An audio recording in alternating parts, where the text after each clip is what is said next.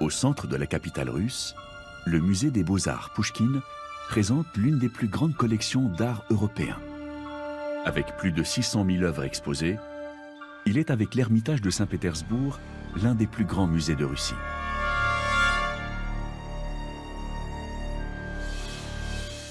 En 1993, quelques années après l'effondrement de l'URSS, le musée russe convoque la presse internationale et révèle l'un des plus grands secrets archéologiques du XXe siècle. One of the world's great archaeological treasures, the Trojan gold, will go on display in Moscow tomorrow. This spectacular golden headdress could have been worn by Helen of Troy, King Priam, the Trojan monarch from the pages of the Iliad. One of the most famous archaeological findings in the human history. For many years, we didn't even know that these pieces of art are kept in Russia. L'or de Troie, c'est comme une ode aux beaux jours de l'archéologie. C'est le symbole de cette quête d'une époque héroïque disparue. Et cela fait sensation partout dans le monde. Le trésor de Troie découvert durant les fouilles de Schliemann est un héritage pour l'humanité. Ces pièces sont uniques sur tous les plans, elles sont inestimables. Ce trésor est un bien exceptionnel pour la culture du monde entier. Un demi-siècle après sa disparition dans l'Allemagne du Troisième Reich, le trésor de Priam réapparaît en Russie. Cette nouvelle fait sensation dans le monde de l'archéologie. Irina Antonova, la directrice du musée Pouchkine de l'époque, et Vladimir Tolstikov, conservateur des collections, présentent aux spécialistes l'or de Troie. Un trésor découvert au XIXe siècle par le magnat et millionnaire allemand Heinrich Schliemann sur les terres de l'Empire ottoman. It was the German archaeologist Heinrich Schliemann who unearthed the gold in 1873. The treasure has historical value as evidence that the city of Homer's legends and the Trojan horse was not merely a fictional invention. C'est une connexion directe aux légendes homériques, un des plus beaux symboles de la Grèce antique. You thought he is lost, he is damaged, and now he comes back. Je faisais partie des invités ce jour-là. Je m'en souviens très bien. Et on était tous très intrigués à l'idée de voir ça. Comment a-t-on retrouvé cette cité perdue? À qui appartient l'or de Troie? Pourquoi avoir caché au monde entier ce trésor antique durant 50 ans en plein cœur de la capitale russe?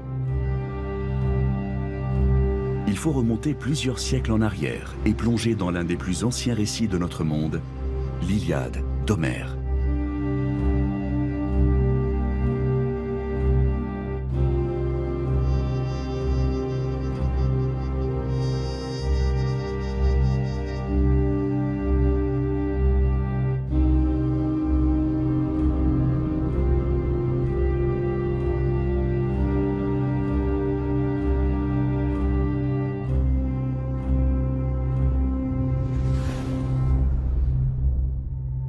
C'est au cœur de la Méditerranée orientale que l'odyssée de ce trésor débute, entre la Grèce et l'Asie mineure, là où de grandes civilisations se sont installées depuis plusieurs millénaires.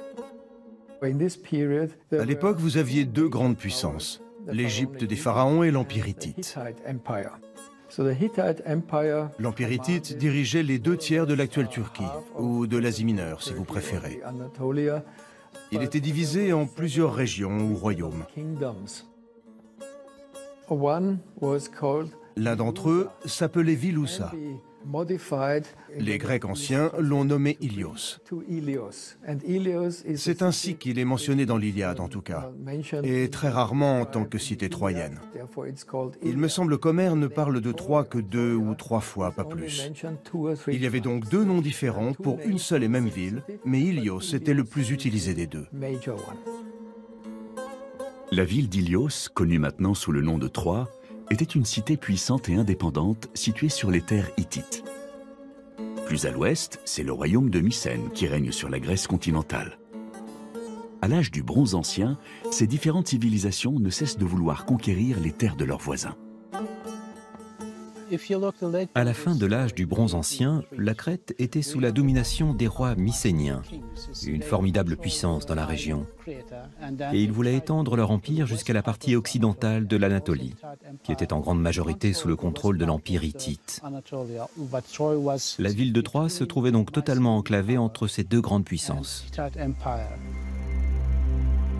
Sous le règne du roi Priam, Troie était la cité la plus riche de Troade. Ses ressources provenaient principalement de sa situation au carrefour des échanges commerciaux. La ville contrôlait l'accès entre la mer Égée et la mer Noire via Hellesponte, le détroit des Dardanelles. Dans cette position dominante, Troie était au cœur de conflits d'intérêts entre l'Est et l'Ouest. Il est évident, et on en a d'ailleurs toutes les preuves, que Troie était une ville d'une importance stratégique majeure, aussi bien pour Mycène que pour l'Empire hittite.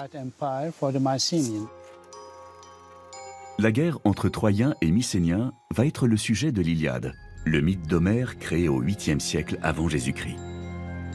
Sous une forme poétique, l'Iliade raconte le conflit qui opposa la cité antique au peuple grec dont font partie les Mycéniens.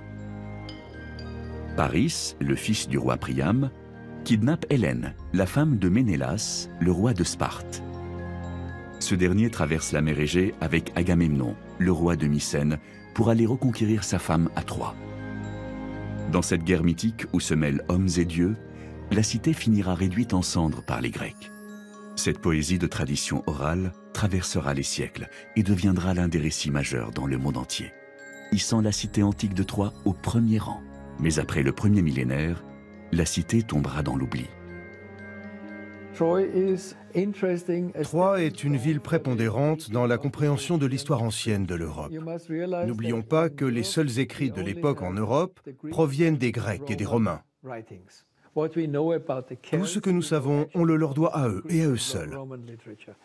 Avant cela, c'est le brouillard total. Nous ne savons rien. Face à ce trou noir historique, de nombreux explorateurs vont se lancer à la recherche de la cité perdue, et l'un d'entre eux s'appelle Heinrich Schliemann.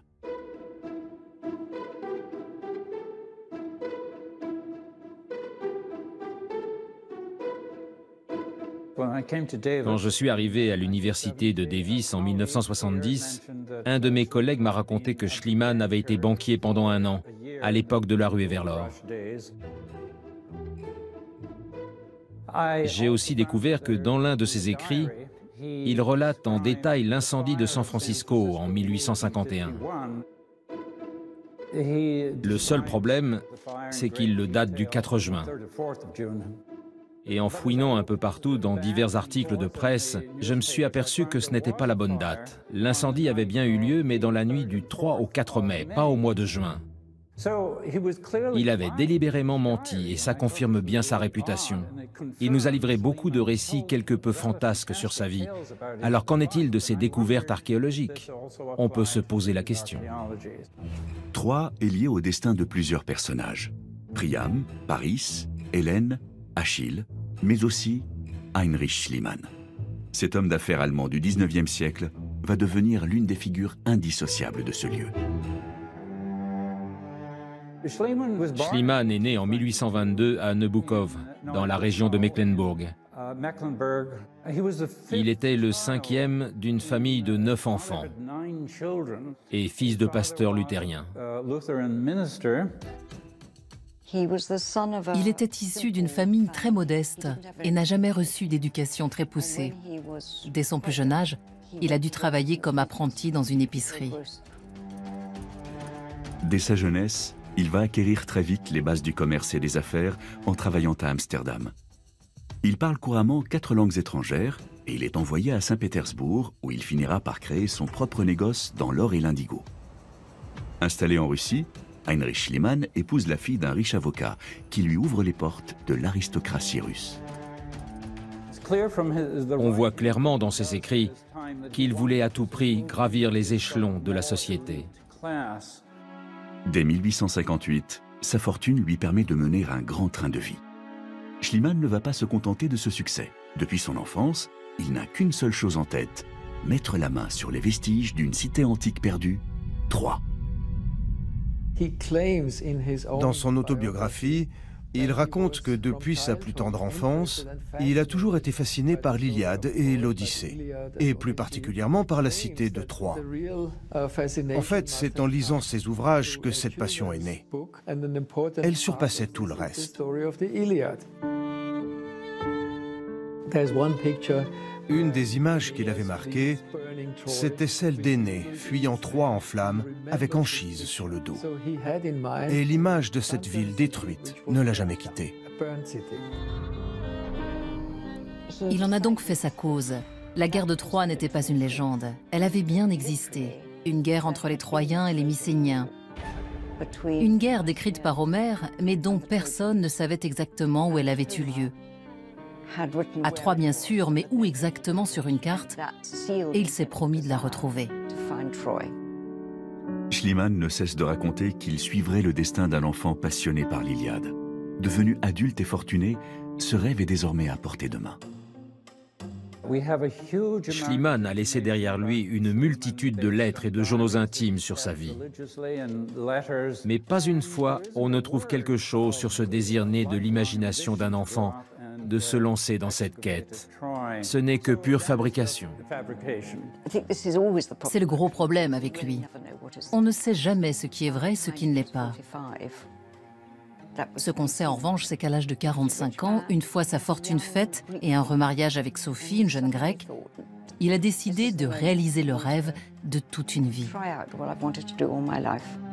Schliemann va s'introduire dans le monde très fermé des historiens et explorateurs afin de se forger un bagage scientifique et archéologique. Retrouver Troie est devenu pour lui une véritable obsession. À la différence de Mycène ou d'autres lieux antiques, personne ne savait où se situait Troie. Son véritable objectif, c'était de prouver au monde entier que la cité de Troie avait bel et bien existé. Au XIXe siècle, des spécialistes ont commencé à étudier sur le terrain l'histoire des lieux mentionnés dans les ouvrages de la Grèce antique. Et bien entendu, l'ouvrage le plus célèbre de cette période n'est autre que l'Iliade. Dès lors, il s'est mis en tête d'être celui qui réussirait à percer le mystère de la cité de Troie. Il s'installe à Athènes avec sa nouvelle femme. L'homme d'affaires entreprend un voyage sur la côte méditerranéenne. Il se rend sur l'île d'Ithaque, connue pour être l'île d'Ulysse dans l'Odyssée. Schliemann se lance dans ses premières fouilles, à la recherche des ruines de son palais. Il voyage ensuite à Tirynthe, puis à Mycène, les deux grandes cités grecques situées dans le Péloponnèse. De là, il part en direction de l'Asie mineure, sur les terres de l'Empire ottoman, l'actuelle Turquie. Guidé par les indices présents dans l'Iliade, il rejoint la terre de Troade. Il a décidé de se lancer sur les traces de l'Odyssée et pour ça, il a comparé la topographie de la région avec les indices laissés par Homère dans son ouvrage.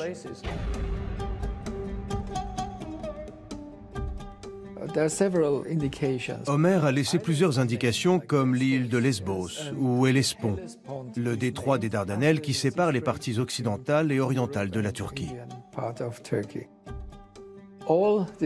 Certaines espèces d'animaux recensées par Homère étaient présentes à Troie.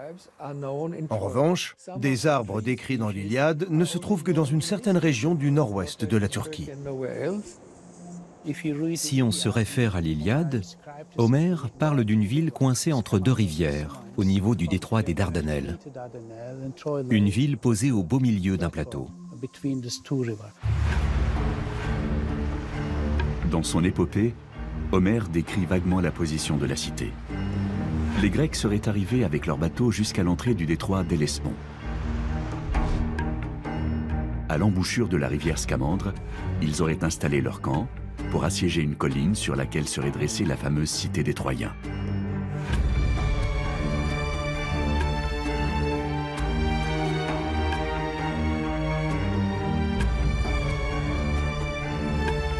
Le problème pour Schliemann, c'est que la région compte un nombre important de tels, des sortes de tumulus que la Terre a recouverts au fil du temps, formant des collines artificielles. Certaines ont déjà été identifiées comme les tombeaux de héros antiques. Achille, Hercule, Ajax, Patrocle. Il a débuté son travail sur le terrain en commençant à creuser près de Balidag, un des nombreux tels présents en Troade. Beaucoup d'explorateurs européens ont tenté de localiser Troie. Jean-Baptiste Le Chevalier, par exemple, un topographe français, pensait qu'elle se trouvait à Balidag. La majorité des spécialistes s'accordaient à dire que si Troie avait bel et bien existé, elle serait située ici. La colline de Balidag regroupe plusieurs indices d'un positionnement identique à ce qui est décrit dans l'Iliade. Elle surplombe la plaine de Troade, elle dispose de fortifications naturelles la protégeant de l'envahisseur. Il y a aussi la rivière Scamandre qui coule à ses pieds. Ces indices poussent Schliemann à sonder le sol. En creusant à divers endroits, il trouve quelques vestiges. Un mur d'enceinte, quelques tombes et squelettes. La colline semblait contenir les traces d'une installation d'époque romaine, un fort ou autre. Mais aucune habitation et rien d'antique. Schliemann s'interrogea aussi sur sa taille. Comment aurait-elle pu accueillir l'immense palais de Priam décrit avec ses 62 pièces? Et puis le site paraissait assez éloigné de la côte. Balidag ne pouvait contenir la cité troyenne. Déçu par ses premiers repérages, Schliemann regagna le port de Tchanakkale où il allait faire une rencontre déterminante.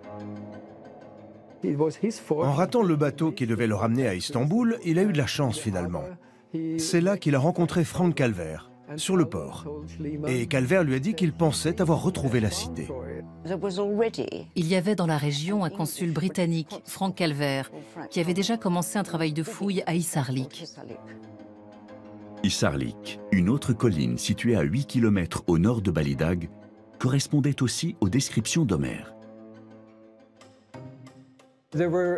3 des frères Calvert vivaient en Turquie à l'époque. Et Frank était sans aucun doute l'un des plus grands archéologues de la région. Donc toutes les informations utiles que Schliemann a pu recueillir, il les doit à Calvert. Calvert était persuadé d'avoir percé le mystère de Troie grâce à une lecture plus approfondie que les autres de l'Iliade. On avait une colline assez allongée à la confluence de 2 rivières. On avait aussi plusieurs îles très ressemblantes aux descriptions d'Homère. Pour avoir une chance de retrouver Troie, il faut réunir 3 éléments essentiels. Les textes d'Homère, de grosses ressources archéologiques et des documents écrits en langue hittite. Et après analyse, on s'aperçoit que la colline d'Hisarlik remplit quasiment toutes les conditions d'une cité érigée à la fin de l'âge du bronze. À l'époque du roi Priam, la géographie de la région était bien différente de celle de Schliemann. La mer rentrait beaucoup plus dans la plaine de Troade, créant alors une toute autre topologie du terrain. Cette configuration plaçait la colline d'Hisarlik en bord de mer. Une domination stratégique et une position parfaite entre les 2 rivières, comme le décrivait Homère.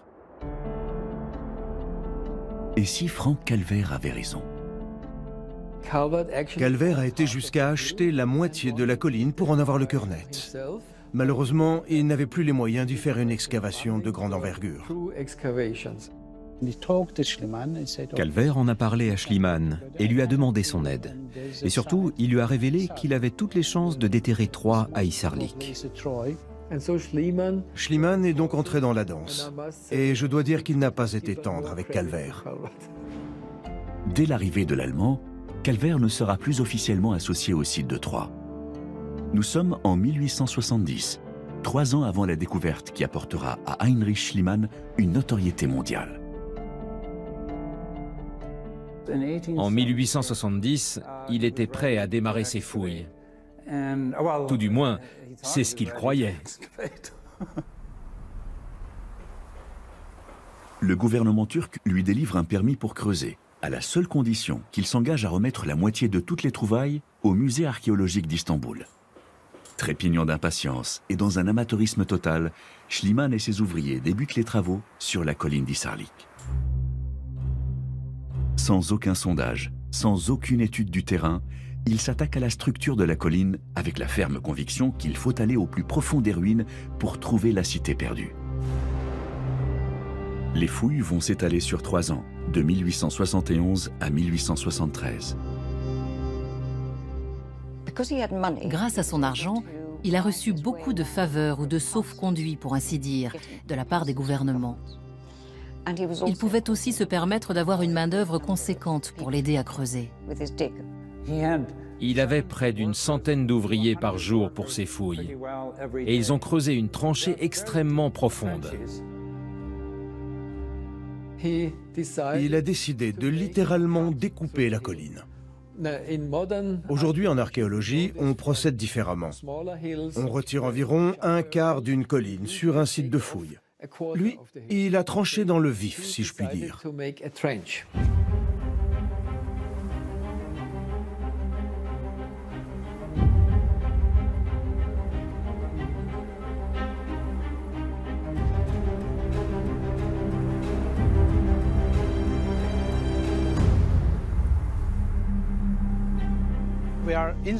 Ici, on est à l'intérieur de la tranchée de Schliemann.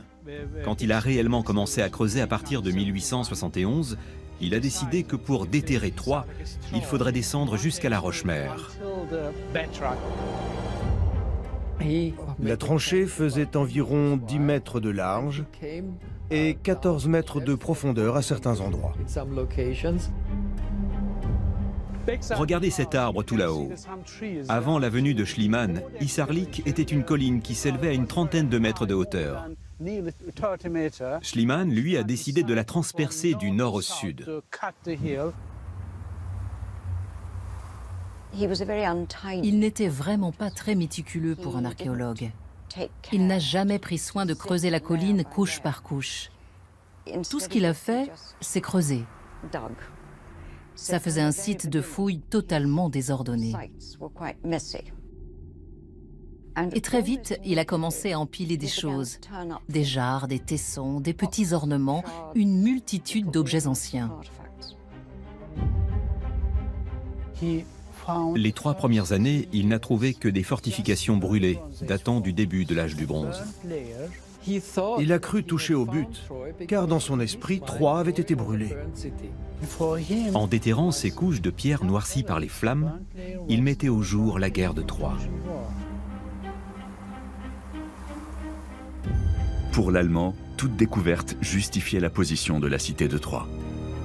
La moindre pierre noircie était une excuse pour creuser encore plus loin. On raconta que même Ulysse et les Achéens avaient fait moins de dégâts lors de la guerre de Troie. Vint enfin le jour où il trouva les premières fortifications. Un mur d'enceinte, enfoui sous plusieurs mètres de profondeur, puis une citadelle. C'était bien la cité de Troie. Mais Heinrich Schliemann allait faire une découverte inattendue le matin du 31 mai 1873. Même si on n'a aucune preuve de ce qu'il affirme, Schliemann raconte que le jour où il a déterré le trésor, il était seul sur les lieux. Il avait renvoyé tous les ouvriers chez eux. Et il a aperçu un scintillement dans la terre, comme de l'or. Alors il a commencé à creuser et il en a sorti un magnifique collier. Et puis un diadème, plusieurs boucles d'oreilles, des bagues, d'autres pièces de joaillerie, plein de petits objets anciens en or.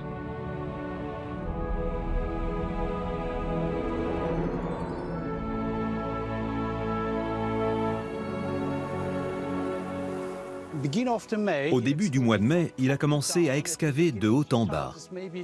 Il est d'abord tombé sur les chambres d'un palais pour ensuite s'engouffrer dans la partie fortifiée du site. Et c'est là qu'il a trouvé le prétendu trésor de Priam. Il y avait énormément d'or, un véritable trésor en fait. C'était immense là-dessous, un vrai souterrain, et il a remonté des quantités de choses. On répertorie un total de 20 cachettes, renfermant plusieurs lots de trésors différents, avec environ 10 000 objets sur l'ensemble de la période de fouilles de Schliemann. Pas de doute pour lui, c'est l'or de Priam.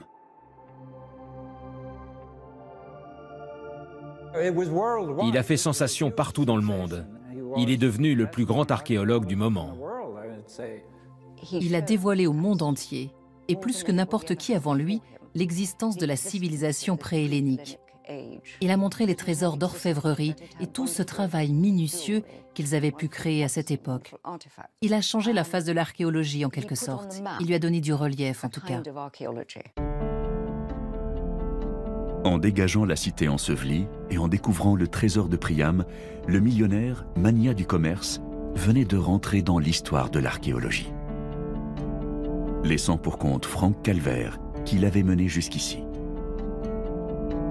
Reposant sous terre depuis des siècles, l'odyssée de ce trésor était bien loin d'être terminée.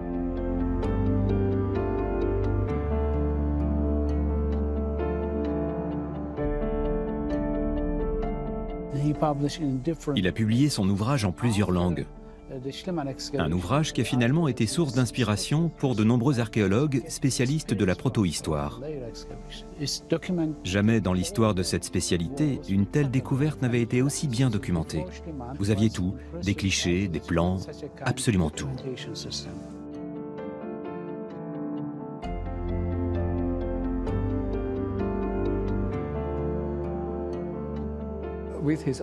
Très vite, il a autofinancé la publication de ses résultats. Son atlas des antiquités troyennes a fait sensation.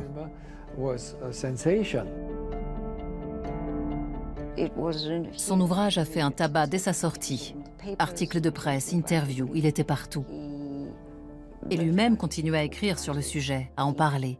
Les plus grands photographes se pressaient devant sa porte pour immortaliser sa femme portant le diadème.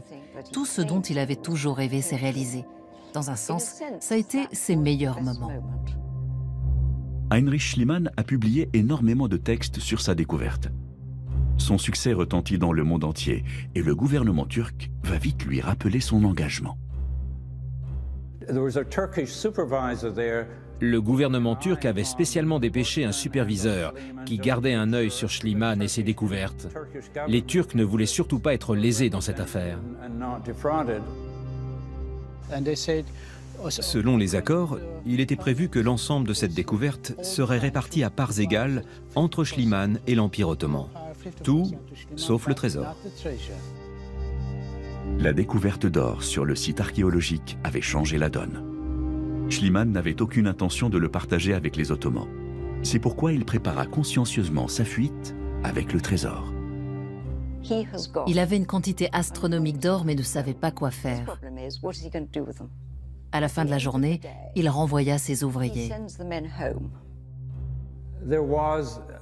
Il pouvait toujours faire venir un bateau, mais sans autorisation, il n'avait pas le droit d'embarquer des passagers. Le seul moyen, c'était de faire ça la nuit. Les bateaux partaient de Karanlik Limani, passaient par l'île de Syros, puis rejoignaient le port d'Athènes. Clandestinement, Schliemann emporta l'or sur le continent grec et le cacha dans les caves de l'école française d'Athènes. Apprenant la fugue de Schliemann avec le trésor de Troie, les Turcs furieux attaquèrent l'Allemand en justice. L'affaire dura 2 années et Schliemann dut payer 50 000 francs or en contrepartie. Une somme ridiculement faible par rapport à la valeur du trésor. Son passé de commerçant prit vite le pas sur l'archéologue. Il eut en tête de vendre le trésor à l'un des 2 plus grands musées de l'époque, le Louvre ou le British Museum. Il proposa toute la collection pour 1 million de francs.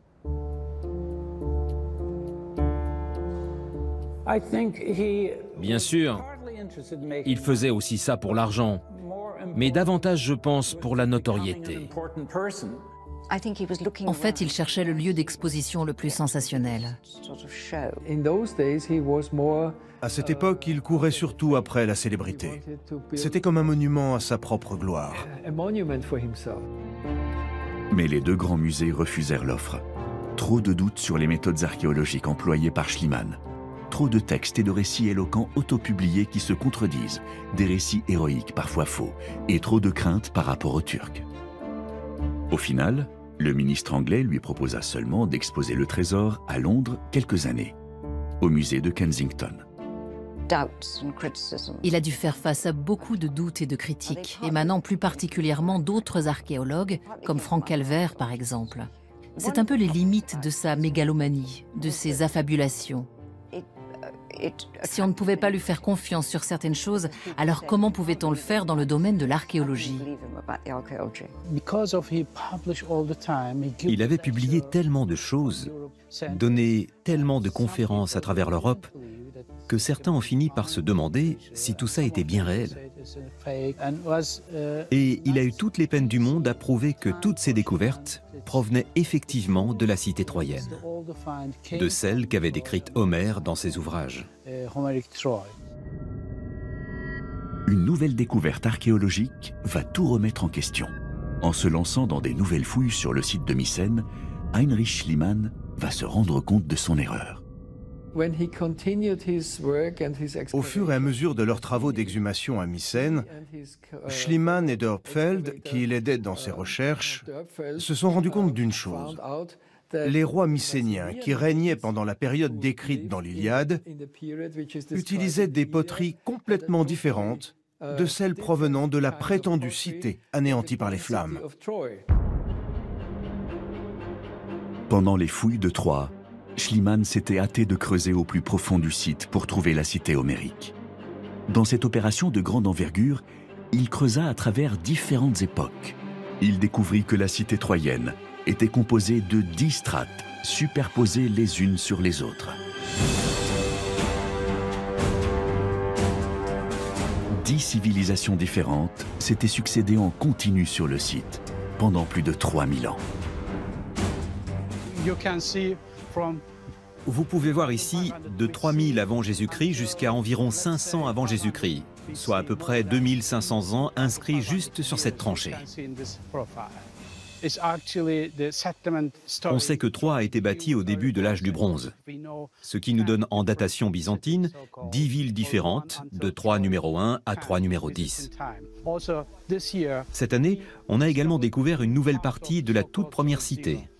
Maintenant, si on part de la Roche-Mère et que l'on remonte jusqu'au 9e et 10e niveau de la cité troyenne, on a des couches, ou plutôt des strates différentes sur quasiment 20 mètres de profondeur. Ça montre bien les changements culturels et architecturaux au niveau des constructions. Certaines parties des murs d'enceinte ou des fortifications sont un mélange des différentes pierres utilisées selon les époques. C'est un système très complexe. Mais comme les premiers habitants et ceux qui leur ont succédé sont restés au même endroit, on a 10 strates bien distinctes, mêlées de terre et de roches. C'est toute l'histoire des peuples troyens qui s'écrit de bas en haut de la colline.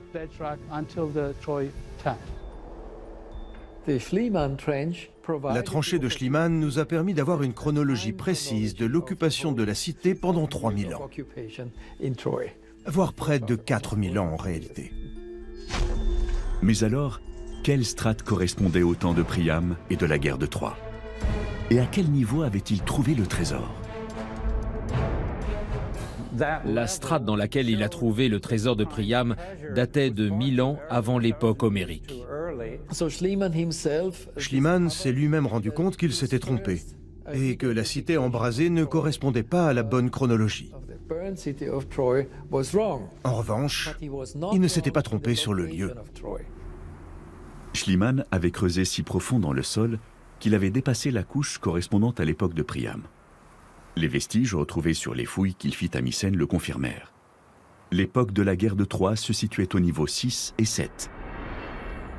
Le trésor qu'il pensait de l'époque de Priam correspondait à la strate numéro 2, une couche qui daterait du 3e millénaire avant Jésus-Christ. Le trésor date du début de l'âge du bronze, une période qui s'étend d'environ 2400 à 2100 avant Jésus-Christ. On le sait grâce à l'analyse des traces d'or que l'on a comparées aux dépôts répertoriés dans plusieurs régions d'Anatolie occidentale, pas très loin de la ville d'Izmir. Plus précisément du côté de Sardes, la capitale de la Lydie.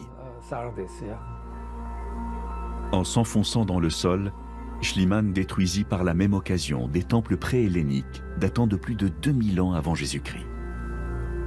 Croyant avoir découvert la cité homérique, Schliemann mit au jour les restes d'une agglomération appartenant à une civilisation totalement inconnue, 1000 ans plus ancienne que l'époque de la guerre de Troie. Il s'était enfoncé à travers toutes les couches sans les répertorier correctement. Et c'est la raison principale pour laquelle les gens réfutaient la plupart de ses thèses à l'époque. Parce qu'il avait excavé des tas de choses sans réelle unité de temps ni de lieu. On peut établir une datation si on creuse strate après strate, Mais en tranchant dans le vif, impossible de dire quels objets appartiennent à quelle période. À la fin de sa vie, quand il a découvert qu'il avait foré, si je puis dire, à travers la cité de ses rêves, il était complètement effondré. Il venait de détruire une partie de la ville qu'il avait cherchée presque toute sa vie. Avec cette dernière découverte, le jugement porté sur le travail de Schliemann restera mitigé. Un amateur en archéologie, obnubilé par les histoires de mer de son enfance, n'ayant que le désir de prouver la véracité d'un mythe. Pour d'autres, un profanateur possédé par la manie des trésors antiques et qui, à cause de son incompétence et de son orgueil, détruisit une part considérable des restes de la Troie homérique. Quoi qu'il en soit, il a beaucoup compté dans l'archéologie. Quiconque a pu lire ses lettres ou ses journaux peut en témoigner. Il a travaillé si dur, ça force l'admiration. Mais en même temps, il n'avait aucun scrupule à se servir des autres, de Frank Calvert pour ne citer que lui. Calvert l'a énormément aidé dans ses recherches et Schliemann n'a pas hésité à l'évincer dès qu'il en a eu l'occasion. Pour un simple fils de pasteur du Mecklembourg, sans la moindre éducation, il a accompli des choses extraordinaires. Pour moi, ce n'était pas un aventurier. C'était plus un autodidacte qui avait un besoin maladif de reconnaissance en tant qu'archéologue. Et c'est ce qu'il a cherché à faire pendant toute sa vie.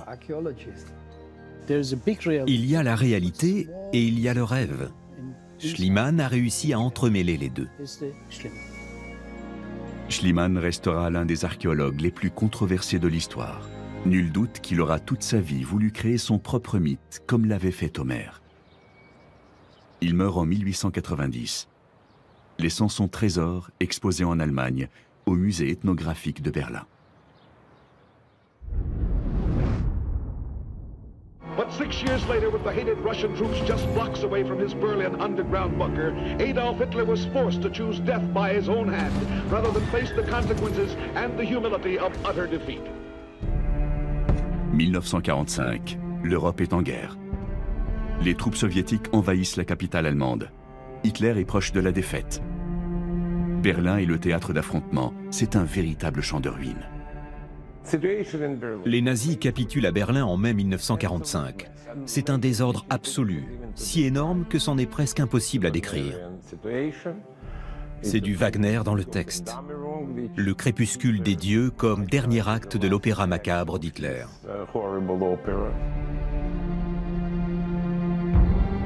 Juste avant que la guerre ne débute, les nazis ont lancé une politique de sauvegarde du patrimoine.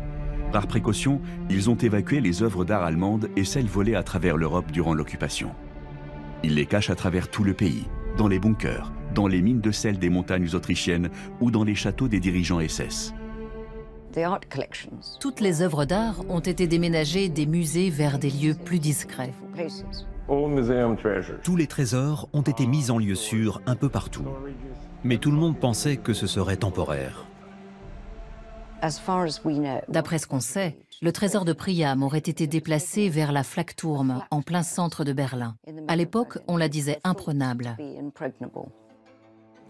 En 1941, lorsque ces tours ont été construites sur les ordres de Göring, 3 caisses y ont été placées, car l'endroit était considéré comme le plus sûr. Ces caisses contenaient des objets en or, en argent, en métaux précieux. Ces objets étaient considérés par les dirigeants du Reich comme valeur artistique irremplaçable. Puis il a disparu, et plus personne n'a su où il était. Les Allemands ont transféré le trésor de Troie du musée ethnographique à la tour antiaérienne du zoo de Berlin, au cœur de Tiergarten, pensant sécuriser l'or. La Flakturm avait été déclarée imprenable. Mais face à l'impressionnante offensive alliée, 7500 avions, 6000 chars et 2,5 millions d'hommes, la tour ne résiste pas. Le trésor disparaît. C'est à ce moment-là que de nombreuses théories du complot sont apparues. La plus célèbre d'entre elles était celle du Blue Hangar, un terrain d'aviation secret en plein Berlin-Ouest. À l'époque, il y a même eu des livres qui ont décrit cette opération secrète menée par les Américains. L'or de Troie aurait quitté l'Allemagne par les airs pour être rapatrié à Fort Knox. Où est passé l'or de Priam?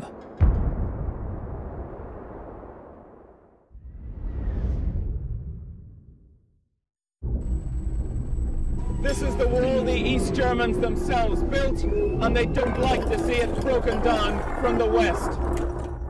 Ce n'est que 50 ans plus tard, après la chute de l'Union soviétique, qu'un article concernant la restitution des œuvres volées durant la guerre va créer un scandale.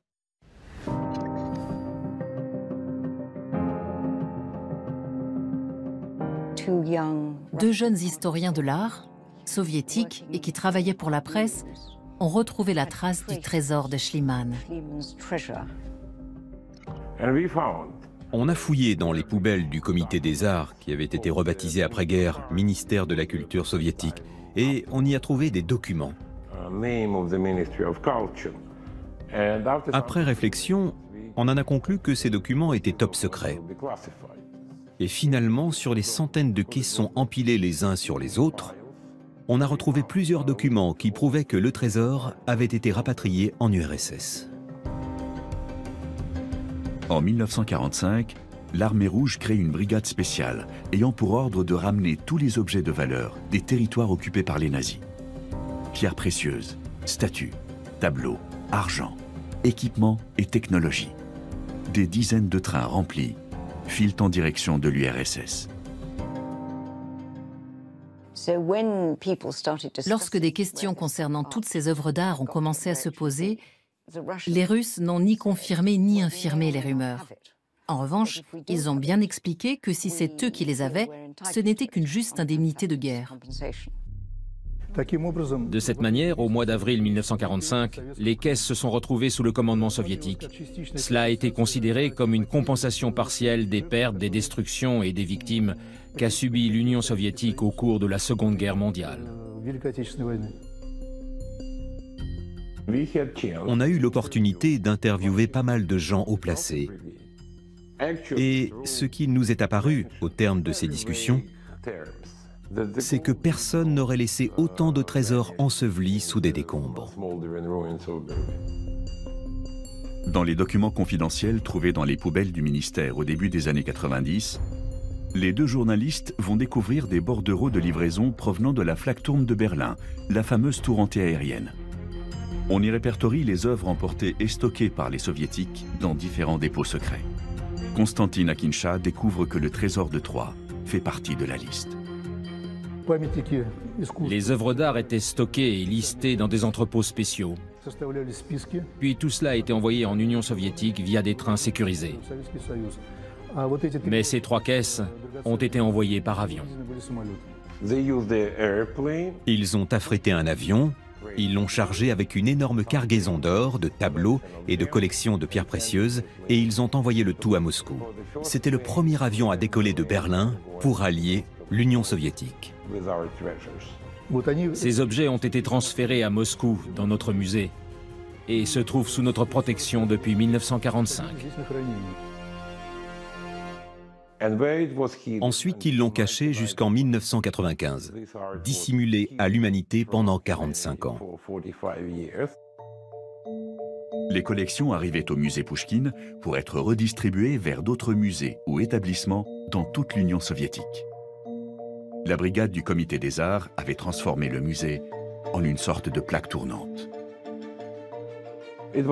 L'ironie de tout ça, c'est que tous ces trésors étaient à portée de main. Ils étaient entreposés au premier étage du musée, juste à côté du bureau des excursions, qui recevait des centaines de visiteurs par jour. Quand on y pense, c'était une drôle de cachette dans un espace public. 1991, Akinsha et Koslov révèlent l'histoire au grand public. Les Russes ne peuvent plus garder le silence. Le monde archéologique a les yeux rivés sur le musée Pouchkine. Irina Antonova a fini par exposer l'or de Troie. Naturellement, ça a fait sensation. Le public avait enfin accès au trésor. Elle avait parfaitement connaissance que le musée gardait des œuvres provenant d'Allemagne. À plusieurs reprises, elle a demandé par écrit au département de la culture du Parti communiste du RSS « Mais que faire de ces œuvres? Ne serait-il pas temps de les présenter au public ?» Mais elle n'a jamais eu de réponse écrite. Les seules réponses par téléphone étaient « c'est trop tôt ». Un point, c'est tout.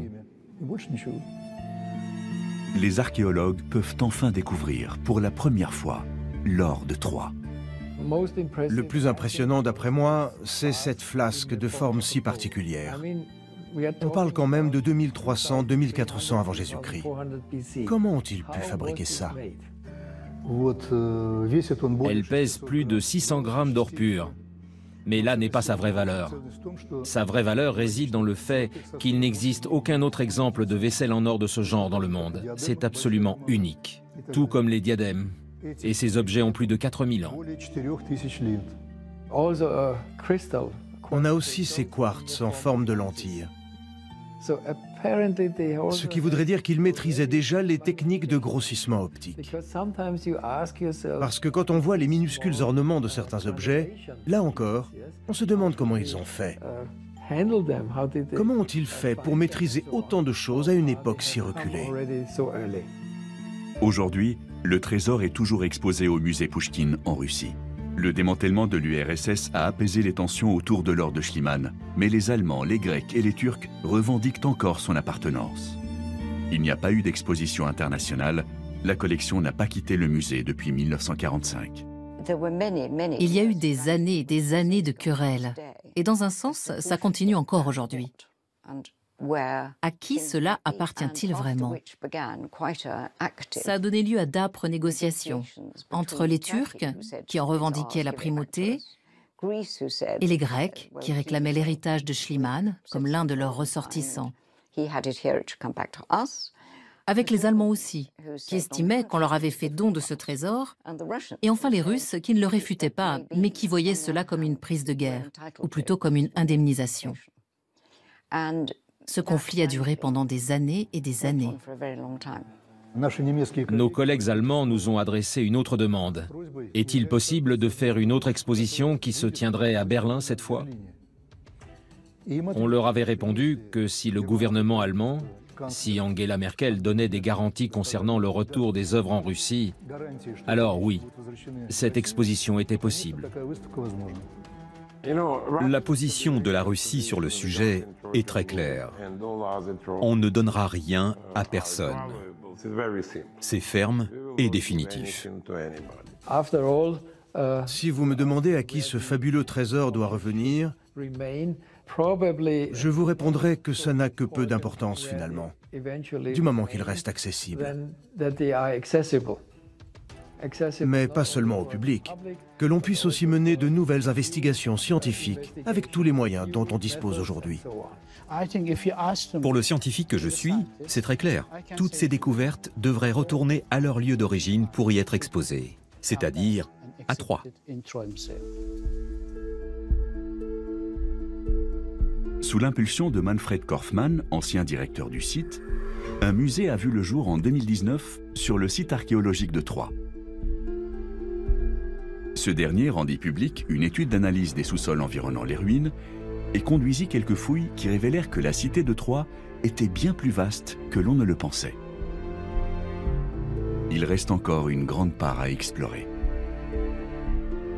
Aujourd'hui, c'est Rustem Aslan qui est en charge des fouilles sur la colline d'Isarlik.